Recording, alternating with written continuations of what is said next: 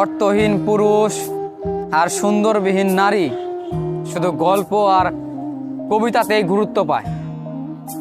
যেই পুরুষের কাছে দিন শেষে অর্থ না থাকে সেই পুরুষ কখনো কোনো মানুষের ভালোবাসা পেতে পারে না। যেই মেয়েটার সুন্দর নেই সেই মেয়েটা কখনো সবার গল্পে গুরুত্ব পায় না। আসলে এই পুরুষ আর এই নারী, এই দুটো মানুষ কখনো কারো গল্পে গুরুত্ব পাবে না, শুধু কবিতা আর গল্পতেই পাবে, তাছাড়া অসম্ভব।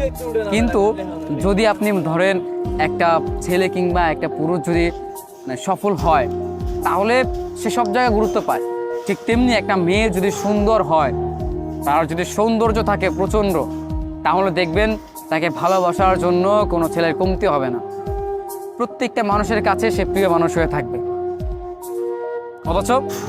অথচ এই ছেলেটাই যদি প্রতিষ্ঠিত হতে না পারে, যদি অর্থহীন হয়, আর এই মেয়েটাই যদি সুন্দরবিহীন হয়, তবে দেখবেন কোনো মানুষের কাছে সে গুরুত্ব পাবে না, কোনো মানুষ তাকে ভালোবাসবে না।